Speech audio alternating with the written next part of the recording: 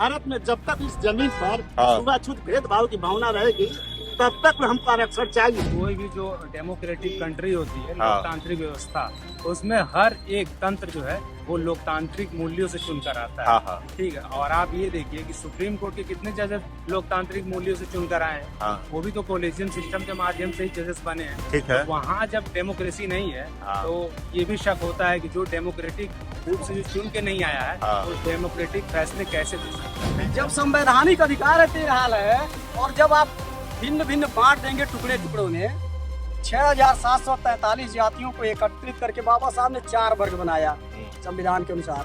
फिर 6,743 जाति में हम बढ़ जाए। नमस्कार, मैं अजय कुमार।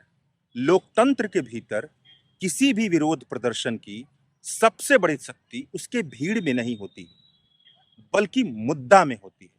वह मांग क्या है जिसके लिए विरोध प्रदर्शन किया जा रहा है, उसके भीतर न्यायसम्मत होने के कितने तत्व भरे हुए हैं।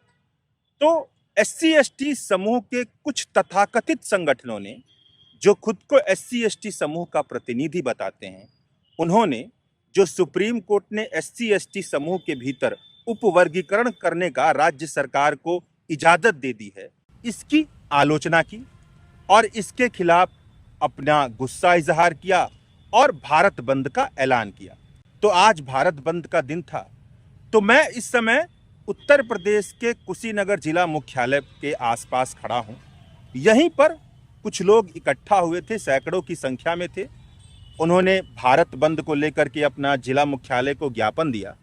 तो उन्हीं कुछ लोगों से मैंने इस पूरे मुद्दे पर बातचीत की है और आप भी सुनिए कि भारत बंद को लेकर के उनके विचार क्या हैं और आप खुद तय कीजिए कि आखिरकार उनकी मंशा क्या है, वह कहना क्या चाह रहे हैं, उनकी बातों के नीचे जो बातें हैं वह बातें क्या हैं। तो सुधीर जी, आप ये बताइए कि भारत बंद क्यों, वजह क्या है? वजह भाई माननीय सुप्रीम कोर्ट ने जो निर्देश हाँ। का जो डिसीजन रहा है हाँ हाँ वो आज तक तो ऐसा नहीं रहा, लेकिन ये ठीक नहीं था। हाँ हाँ और इसी के विरोध में हम सारे लोग जो बहुजन समाज के लोग हैं हम इकट्ठे हुए हैं। नहीं, अगर आप डिसीजन बताएं जो उसमें आपको बुरा लगा है, जो नहीं, खराब वो चीजें हैं, देखिए, तब तो क्या है उसमें? वो जो भी चीजें हैं हाँ हाँ वो जो निर्देश जो उसमें आदेश हुआ है माननीय सुप्रीम कोर्ट का, हाँ। वो बिल्कुल सही नहीं है। इसकी कोई आवश्यकता थी नहीं, वो अनावश्यक आदेश हुआ है। हमारे मांग माननीय जो उच्च न्यायालय ने हाँ हाँ आरक्षण का कई जगह बांटा है। हम्म। कोटा निर्धारण के लिए जो जजमेंट दिया है हाँ। उसके खिलाफ हम धरना और प्रदर्शन कर रहे हैं। ठीक, हाँ जैसे उनका कहना है कि एसी को जो है कई जातियों में बांट दीजिए, हाँ। ST का कई जातियों में बांट दीजिए। तो हम जो है इसी के खिलाफ जो है हाँ आज जो है 21 अगस्त को भारत बंद का आह्वान किए हैं। हाँ। और माननीय जिला अधिकारी कार्यालय में हम लोगों का ये द्वारा बात समझ में आ रही है। मैं आपकी बात समझ रहा हूँ कि पूरे देश भर में बंद है ना। तो मैं आप लोगों से ये समझना चाहता हूँ कि ठोस वजूहात जैसे कारण जैसे क्या है, जैसे जो तर्क दे रहे हैं, जो कह रहे हैं कि SC/ST कैटेगरी होती है, उस कैटेगरी के अंतर्गत सुप्रीम कोर्ट ने कहा है, राज्य को यह अधिकार दिया है कि अब आपको इजाजत है कि आप इसका सब कैटेगराइजेशन कर सकते हैं, उपवर्गीकरण कर सकते हैं। मतलब आरक्षण खत्म नहीं हुआ, आरक्षण के भीतर आरक्षण, यानी कि जो अलग अलग कोटा बनाया जाएगा। और कोटा बनाने के लिए भी ये सुप्रीम कोर्ट ने कहा है कि आप ऐसे वैसे नहीं बनाएंगे। गलत है। आप माननीय सुप्रीम कोर्ट ने जो डिग्री दिया है, हाँ। जो आदेश दिया है, उसका हम विरोध करते हैं। उसका विरोध एक करते हैं, मिनट, ठीक बात है। हमारा कहना यह है हाँ। कि जब आप ये करा रहे हैं तो पूरे भारत में माननीय सुप्रीम कोर्ट ही जाति जनगणना करावे कि हमारा ST के कितने लोग हैं, SC के कितने लोग हैं, OBC के कितने लोग हैं, और उसके हिसाब से हमको आरक्षण दिया जाए। कोई परेशानी नहीं है। सुप्रीम कोर्ट ने क्रीमी लेयर के बारे में जो उसका फैसला है, वह क्रीमी लेयर पर कुछ जजों ने टिप्पणी की है। वो फैसला नहीं है, फैसला ये है कि आप SC/ST का सब कैटेगराइजेशन करने का अधिकार दिया गया है और वो होना चाहिए। शर्त ये लगाई गई है कि जब तक आप डाटा नहीं देंगे, मतलब जाति जनगणना नहीं कराएंगे, तब तक आप उसका सब कैटेगराइजेशन नहीं कर सकते हैं। ये है। और जो क्रीमी लेयर की बात है, वो प्रश्न भी नहीं पूछा गया था, कुछ जजों ने कहा है। और जजमेंट जो होता है वो बहुत पन्नों का है, उसमें बहुत सारी बातें कही जाती हैं, सब फैसला नहीं होता है। तो क्रीमी लेयर वाला तो फैसला है ही नहीं। मेरा प्रश्न ये है, जब सब कैटेगराइजेशन किया जा रहा है, जो SC/ST के भीतर ऐसी जातियां हैं जिनका प्रतिनिधित्व नहीं हो पा रहा है, अगर आंकड़ों से निकल कर आता है और उनके लिए अलग अलग कोटा बना दिया जाए, तो इसमें दिक्कत कहाँ पर? ये मैं मेरा प्रश्न। इस प्रश्न को करना चाहिए, क्योंकि हमारे समाज के लोग इसी बात से भटक रहे हैं। SC/ST की जो जब उपजाति बन जाएगी वो समस्या कहाँ है उसको समझिए। क्योंकि आरक्षण जो है वह जो है क्या आर्थिक नहीं है, पहली बात। तो जब आर्थिक नहीं है वो सामाजिक है। तो समाज में जो जातियां पिछड़ी हैं शैक्षणिक रूप से, जैसे मान लीजिए अगर जो BA पास में 100 सीट निकल जाती है तो जो मिनिमम एलिजिबिलिटी है वो तो BA का पास होना चाहिए ना। उसमें मान लीजिए 21% कोटा निर्धारित है SCO का, 27% ST का, OBC का। तो जब वो मिनिमम क्वालिफिकेशन एलिजिबिलिटी पूरा नहीं करेगा और उपजाति बन जाएगी, तो उपजाति में जब जो व्यक्ति उस मिनिमम, तो उसको क्या करेंगे आने वाले समय में उसको एक जनरल में कर देंगे, कहेंगे नॉट फॉर सुटेबल। ये समस्या है। वो लिखेंगे नॉट फॉर सुटेबल, मतलब इसमें योग्य अभ्यर्थी नहीं पाया गया, इसलिए इस कोटे को भविष्य में जनरल कर देंगे। क्या वो सीटें फिर SC में आएगा? क्या वो सीट SC में दोबारा आएगा? नहीं आएगा। एक गलत बात, लोकतंत्र में ताली आप जाकर के बाहर बजाइए, ताली मत बजाइए। प्रश्न कर रहे हैं, जवाब दीजिए। आराम, आप भी बोलिए, आइए, कोई दिक्कत नहीं है। ठीक है, तो जब वो नहीं आएगा, जैसे अम्बेडकर को मानते हैं हम लोग, तो अम्बेडकर की तरह आ जाए, एकदम तार्किक बात किया जाए। हाँ, तो जब वो सीटें नहीं आएंगी, अभी आप देख रहे हैं इसका एक ताजा उदाहरण मिला, शिक्षक घोटाला। सारे व्यवस्था होने के बाद 16% SCO को मिला है और 3% OBC को मिला है। क्या ये आरक्षण घोटाला नहीं है? जब संवैधानिक अधिकार है तो ये हाल है। और जब आप भिन्न भिन्न बांट देंगे टुकड़े टुकड़ों में, 6743 जातियों को एकत्रित करके बाबा साहब ने 4 वर्ग बनाया संविधान के अनुसार। फिर 6743 जाति में हम बढ़ जाए, यही चाह रहे हैं, यही तो सुप्रीम कोर्ट संघी जज चाह रहे हैं। ये कह रहे हैं कि फूट डालो और राज करो, मतलब फूट डालो और राज करो की रणनीति अपनाई जा रही है। तो ये आपके ये कहने के पीछे आपका तर्क क्या है, कैसे आप कह रहे हैं? इसलिए हम कह रहे हैं, अभी जैसे बताया ना, भारतीय संविधान 4 वर्ग बनाया। अब 4 वर्ग में जाति नहीं बनाई। कायदे से तो जाति सर्टिफिकेट सिर्फ अनुसूचित जात के वो लिखा होना चाहिए, लेकिन उसमें भी तमाम दिक्कतें हैं, उसको दूर नहीं किया जा रहा है। जो जातियां शैक्षणिक रूप से पिछड़ी हैं उसके लिए सरकार क्या अभियान चलाई है, क्या डेटा उपलब्ध की है, क्या उन्होंने कोई सर्वे कराया? ठीक है कि जो इसमें जो जातियां हैं अनुसूचित जाति में कितनी जातियां हैं और जो जातियां हैं उसमें कितने पढ़े लिखे लोग हैं, और पढ़े लिखे नहीं है तो क्यों नहीं पढ़े लिखे हैं? ठीक है, तो उसके लिए हम क्या व्यवस्था कर रहे हैं? ये बात आपकी जायज है, बिल्कुल। तो वो व्यवस्था नहीं वो कर रहे हैं, बल्कि ये तो सुप्रीम कोर्ट ने भी कहा है। भाई हमारी बात सुप्रीम कोर्ट ने तो कहा है कि जब तक आप डेटा नहीं उपलब्ध कराएंगे तब तक कोई कैटेगरी नहीं बनेगी। तो सुप्रीम कोर्ट के अधिकार कहाँ है? सुप्रीम कोर्ट ने संविधान के विरुद्ध अधिकार क्यों कहेगा? उसका क्या अधिकार है? आपका कहने का मतलब है कि संविधान के विरुद्ध बोला है। ठीक है, क्योंकि अगर जो SC/ST में कोई वर्गीकरण करना है या कुछ भी जोड़ना या घटाना है तो राष्ट्रपति महोदय के अनुमोदन से सदन में पास होगा, दोनों सदनों में। तो ये ठीक, आपकी बात हम समझ। तो नहीं, हमारी बात समझिए। अगर जो कोई जज हो, भले ही वो बड़े पद पर बैठा हो और वह संविधान के विरुद्ध जाता है, तो क्या उसके ऊपर संवैधानिक कार्रवाई नहीं होनी चाहिए? मेरा प्रश्न ये है कि सुप्रीम कोर्ट ने इजाजत दिया, मतलब सुप्रीम कोर्ट ने कहा है कि जब आप जातिगत जनगणना से डेटा लाएंगे और इससे बताएंगे कि किसका कहाँ पर किस तरह का प्रतिनिधित्व है सरकारी नौकरियों में, कहाँ पे, उसके बाद ही आप वर्गीकरण कर सकते हैं। बहुत सही। वर्गीकरण करने का मतलब ये नहीं है कि सुप्रीम कोर्ट ने कह दिया आप जाके वर्गीकरण करेंगे। अब जो संसद बैठेगी, जो कानून बनाया जाएगा, जैसे कि सुप्रीम कोर्ट का अधिकार होता है, वो कानून नहीं बनाती है, वो संविधान का इंटरप्रिटेशन करती है। मैं बोल लूं फिर आपको मैं हक ना दूं बोलने के लिए, तब ना। तो सुप्रीम कोर्ट क्या करती है? संविधान का इंटरप्रिटेशन करती है। सुप्रीम कोर्ट ने संविधान का इंटरप्रिटेशन कर दिया और इंटरप्रिटेशन करके कहा कि जो वंचित है, सबसे वंचित है, जो गांधी जी कहते थे, अम्बेडकर कहते थे कि जो सबसे दबा कुचला वर्ग है, दबा कुचला वर्ग अगर आगे नहीं आ रहा है, जैसे कि आरक्षण का जो सबसे प्रभावी तर्क यही होता है कि दबा कुचला वर्ग आगे नहीं आ पाता है, इसलिए हम उसको आरक्षण देते हैं। तो उसमें कहा गया कि आरक्षण नहीं खत्म कर रहे हैं आपका, हम आपके वर्ग के अंदर बहुत बड़ा समूह है, जो बहुत बड़ा समूह में कुछ समूह ऐसे जैसे मुसहर जाति के लोग, ठीक है, इस तरह की जातियां ऊपर नहीं आ पाती हैं, तो हम इसका सब कैटेगराइजेशन करने का जब आप आंकड़ा बताएंगे तब आप ये कर सकते हैं। तब इसमें कहां पर बात गलत, कहां पे मेन समस्या जो है, आप ये कह रहे हैं कि वर्गीकरण करके जो पिछड़ी जाति है उनको आगे लाने के लिए, ये आरक्षण निचली दाबी जो चली जाती है। दबी हुई। जो आरक्षण मैं बार बार कह रहा हूँ वो आर्थिक आधार नहीं है, हाँ, हाँ। वो सामाजिक आधार है। ठीक है, अब आप अब हमारी बात सुनिए, पूरी बात सुनिए। क्या राष्ट्रपति महोदय, हाँ। इस देश के राष्ट्रपति महोदय, पूर्व राष्ट्रपति महोदय, एक मिनट रुकिए, इस देश के पूर्व राष्ट्रपति महोदय, क्यों नहीं उनको मंदिर में घुसने दिया गया? ठीक, बहुत बढ़िया। जातियों के आधार पर ना। हाँ, हाँ। आज बहन जी को गाली लोग देता है, क्यों? जातियों के आधार पर कहते फला नाम का डीएम आया, फला। ये जब तक सामाजिक समानता नहीं रहेगी तब तक आरक्षण की व्यवस्था है, उसमें वर्गीकरण की कहाँ बात आ गई? हमारा कहना यह है हाँ। कि ये शुरू से जो है 47 के बाद से देश आजाद हुआ है। आजादी के बाद से हम लोग चैन से जी रहे थे, कहीं कोई छोटे बड़े की लड़ाई नहीं थी और संविधान की लड़ाई नहीं थी। ये बीच में कहां से आ गया ये माहौल कि अनुसूचित में अनुसूचित, उसमें गरीब में गरीब, अब ये कटकरी में बांट करके हमें कमजोर क्यों किया जा रहा है? ठीक है। जो हमारा जैसे है वैसा रहने दीजिए, उसमें परिवर्तन मत कीजिए, न नीचे दीजिए न ऊपर दीजिए, जैसे है वैसा रहने दीजिए। संविधान का पालन हम भी करेंगे, संविधान का पालन आप भी करें, तो मतलब इसमें बंटवारे क्या जरूरत है? हम भाई भाई हैं, मिलजुल कर रहते हैं, गले में गले मिलाकर रहते हैं, कोई हमको दिक्कत महसूस नहीं होती है। लेकिन हमें कटकरी में भी कटकरी बना दे रहे हैं, तो फिर हम कहाँ जाएंगे? भारत में जब तक इस जमीन पर हाँ। छुआछूत भेदभाव की भावना रहेगी तब तक हमको आरक्षण चाहिए। भारत के प्रधानमंत्री प्रेम से। नरेंद्र मोदी जी को हाँ। चाहिए कि जब दोबारा सत्र बुला करके हाँ। ये सदन में लावे अपने हाँ। सांसद द्वारा, हाँ। उनका 131 सांसद इसका विरोध किए हैं। हाँ, हाँ। माननीय प्रधानमंत्री कहे भी हैं। और कांग्रेस पार्टी से कोई विरोध किया है? नहीं, हाँ।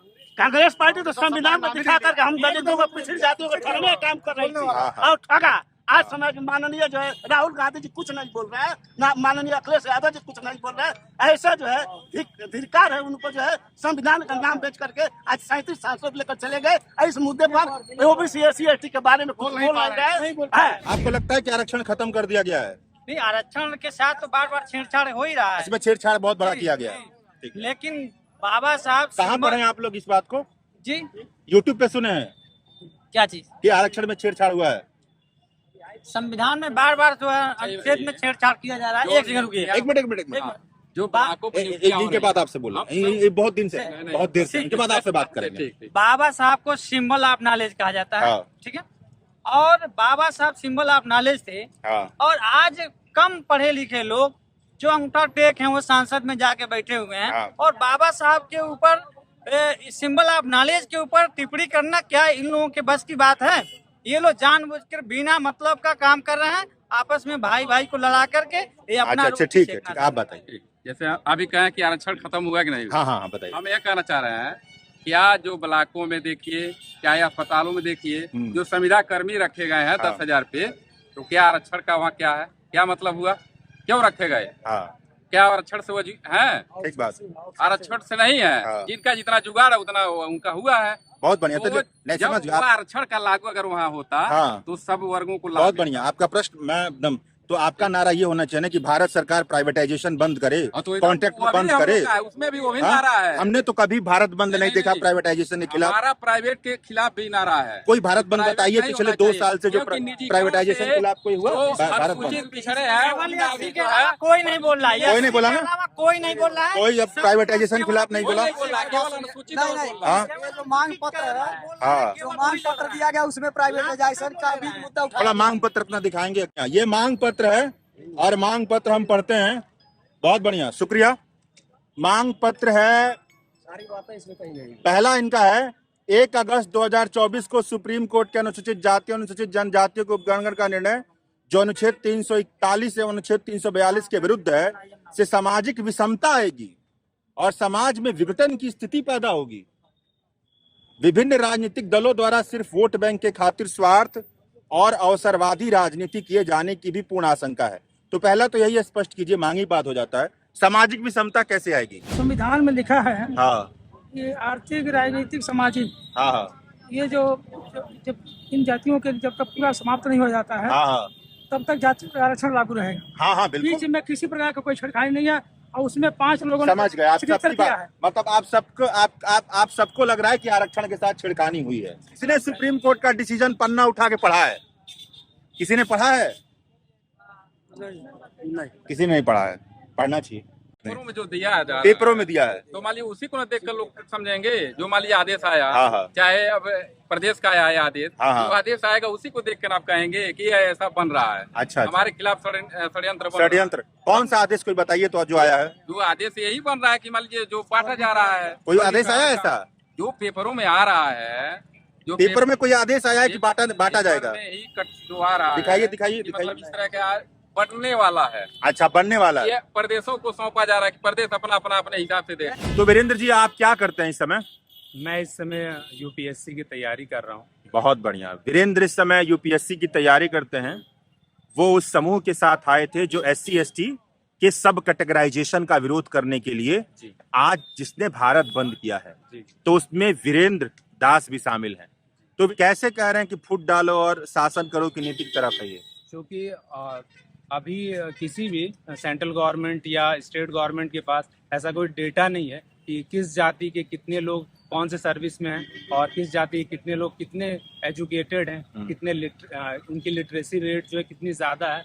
और दूसरी बात ये है कि कितने ज़्यादा वो नौकरी में और कितनी ज़्यादा उनकी जनसंख्या है। जब तक ये एक डेटा उनके पास पर्याप्त नहीं रहेगा तब तक सब कैटेगराइजेशन का जो निर्णय है वो मुझे लगता है बेकार है। नहीं, तो ये नहीं। क्या आपने निर्णय पढ़ा है? निर्णय पढ़ा नहीं है, न्यूज़पेपर के माध्यम से। तो न्यूज़पेपर में किस न्यूज़पेपर में आपने पढ़ा जहाँ पे लिखा गया था कि बिना डेटा के सब कैटेगराइजेशन किया जाएगा? सुप्रीम कोर्ट के जजेस ने तो ये कहा है। क्या कि, कहा है? कि सरकार जो है अपनी मनमानी इसमें नहीं कर सकती। हाँ। अपने हिसाब से कि अपने हिसाब से कुछ उपवर्गीकरण कर। हाँ। उन्होंने कहा है कि पहले डेटा को यहाँ पे लाया जाए उसके बाद उपवर्गीकरण किया जाए। हाँ। लेकिन शक इस बात की है कि उसके बाद भी जो सरकारी तंत्र है उसका अपने फायदे के लिए कुछ ना कुछ मिसयूज जरूर कर सकता है।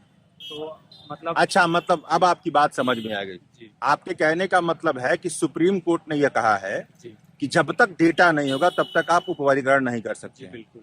मगर जो सरकारी तंत्र है उस पर आपको भरोसा नहीं है, वो इसका मिसयूज कर सकता है।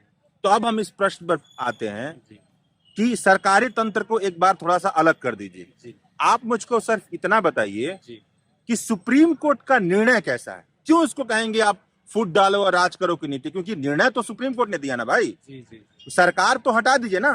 अगर सुप्रीम कोर्ट ये सोच के चले कि ये सरकार बेईमान है तब तो वो आज जिंदगी में कोई निर्णय ही नहीं देगी। ठीक है, तब तो कुछ भी नहीं कहेगी वो। ठीक है, आपकी बात सही है। हाँ। लेकिन आप ये बताएं मुझे कि कोई भी जो डेमोक्रेटिक कंट्री होती है, लोकतांत्रिक व्यवस्था, उसमें हर एक तंत्र जो है वो लोकतांत्रिक मूल्यों से चुनकर आता है। हाँ। ठीक है, और आप ये देखिए कि सुप्रीम कोर्ट के कितने जजेस लोकतांत्रिक मूल्यों से चुनकर आए हैं। हाँ। वो भी तो कोलेजियम सिस्टम के माध्यम से ही जजेस बने हैं। ठीक है। तो वहाँ जब डेमोक्रेसी नहीं है तो ये भी शक होता है कि जो डेमोक्रेटिक रूप से जो चुन के नहीं आया है वो डेमोक्रेटिक फैसले कैसे दे सकता है। नहीं, आप समझ गए। सुप्रीम कोर्ट ने जो कहा है क्या वो संवैधानिक या असंवैधानिक है? हम आपकी वीरेंद्र दास होने की वजह से हम आप कहें कि आप दलित जाति से आते हैं और आपको ये अधिकार नहीं, तो गलत होगा ना। हम ये देखेंगे कि क्या है, आप क्या हैं, योग्यता क्या है आपकी, कैसे हैं आप।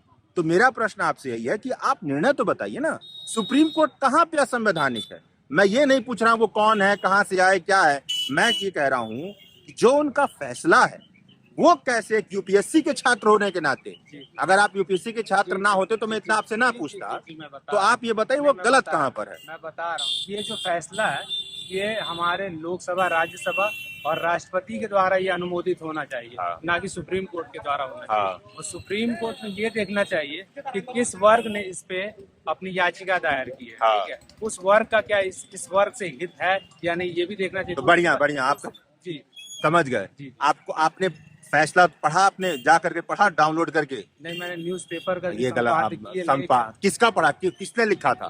संपादकीय लेख एक तो रवीश कुमार का मैंने पढ़ा था। रवीश जी कहाँ संपादकीय लिखने लगे? नहीं, एक है। कहाँ पे लिख दिया? उनके जो रवीश ट्विटर हैंडल है, हाँ, वहाँ पे मैंने एक पढ़ा था। नहीं, अच्छा, ठीक। और दूसरा एक डॉक्टर विजय अग्रवाल है, उनका मैंने संपादकीय लेख पढ़ा था। ठीक है। तो जो फॉर्मर IAS, फॉर्मर। तो मैं आपको एक निर्णय आपको बता दूं, ये याचिका दलित समूह ने ही डाली है और याचिका आज से 20 साल पहले की डाली गई।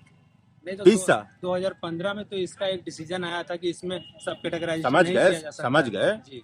20 साल पहले याचिका दलित समूह ने डाली थी पंजाब आंध्र प्रदेश के कुछ दलित समूह थे जिनके लिए पंजाब सरकार ने सब कैटेगराइजेशन किया था, तो दलित समूह ने याचिका डाली। अच्छा, तो इसमें ऐसा कुछ नहीं है, आप जाकर पढ़िए तो आपको पता चलेगा किसने याचिका डाली। नहीं, ठीक है, अब आप मुझे ये बताइए, मेरा प्रश्न आपसे यही है कि आप मुझे ये बताइए, आप छवि पर मत जाइए कि आदमी ये है, फैसला में गलत क्या है, असंवैधानिक क्या है?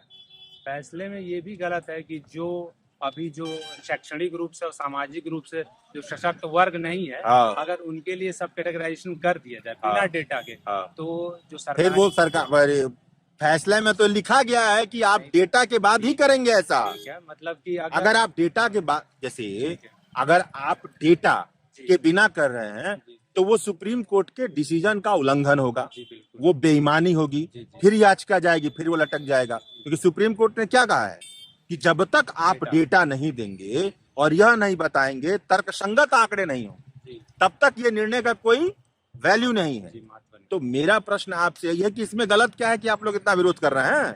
पहली बात तो ये है कि जिनके लिए उपवर्गीकरण किया जा रहा है, पहले उनके लिए कुछ शिक्षा नीति जो है बेहतर बनाई जाए, दुरुस्त बनाई जाए, उनका शैक्षणिक स्तर जो है उसको ऊंचा किया जाए, उनका लिटरेसी रेट, जिन जातियों का उपवर्गीकरण किया जा रहा है उनका लिटरेसी रेट पहले आप बढ़ाइए और उसके बाद आरक्षण दीजिए, ये बात करें ना।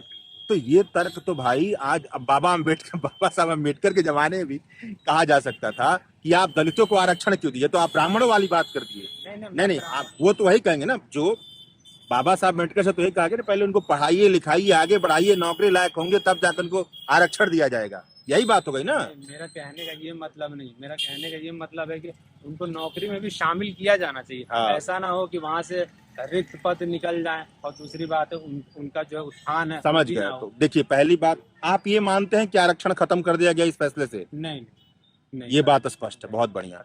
आप इस बात को मानिए कि आरक्षण खत्म नहीं किया गया। दूसरा प्रश्न ये बताइए कि अगर आरक्षण का बेसिक सिद्धांत ये है कि समाज का जो सबसे दबा कुचला वर्ग है, जो आगे नहीं बढ़ पा रहा है, जो सामाजिक शैक्षणिक स्तर पर पिछड़ा हुआ है, बहुत पिछड़ा हुआ है, उसको आगे बढ़ाने के लिए एक आरक्षण की नीति आती है, ठीक है। उस अंतर्गत अगर हम देखें 75 साल में एक ऐसी जातियां भारत में हैं जो SC वर्ग में है, ST वर्ग में है, जो जिनके लोग आते ही नहीं है, ग्रेजुएशन तक नहीं कर पाते हैं। तो हम ये कहते हैं कि जो आरक्षण दिया जा रहा है उस आरक्षण का ज्यादातर फायदा कुछ वर्गों को मिल जा रहा है। तो हमने ये कहा कि आरक्षण उनको भी मिलेगा और इनको भी मिलेगा, लेकिन जो बहुत बड़ा समूह है उसको हम बांट देते हैं, जो कह देते हैं कि भाई मुसहर जाति और ये जाति मिला करके ऐसे लोग को भी आरक्षण इतने कोटे में आएंगे और इतने कोटे में आएंगे। ये तो एकदम बाबा साहब के विचार से सुसंगत है कि वैसी स्थिति में वैसे लोग भी चले आएंगे। लेकिन आपका जो प्रश्न था उसका मैं जवाब देना चाहता हूँ। जैसे कि आप सब कैटेगराइजेशन की बात कर रहे हैं, ठीक है, अच्छी बात है, लेकिन आप ये देखिए कि जो इस वर्ग में, मतलब जिस वर्ग के लोग नौकरी पा चुके हैं, ठीक है, और जिस उसी वर्ग के जो वर्ग जो है वो नौकरी नहीं पाए हैं, सर, क्या उनके साथ डिस्क्रिमिनेशन कम हो गया है क्या? ऐसा भी तो नहीं है कि वो उनसे बहुत बेहतर है। नहीं, जो वर्ग दबा कुचला है और दूसरा वर्ग जो नौकरी पाया उसी का ये आपका तर्क तब लागू होता जब आरक्षण की व्यवस्था खत्म कर दी जाती। आरक्षण तो है भाई, आरक्षण खत्म कहाँ किया गया? मैं ये नहीं कह रहा हूँ, मैं ये कह रहा हूँ कि एक तो पहली बात है कि SC ST में क्रीमी लेयर भी है, ऊपर से उपवर्गीकरण हो जाएगा। तो जब ये, अच्छा ये बताइए कि क्रीमी लेयर को लेकर के सुप्रीम कोर्ट ने डिसीजन वो दिया है? डिसीजन नहीं दिया ना, बस एक टिप्पणी है वो कि क्रीमी लेयर होना चाहिए।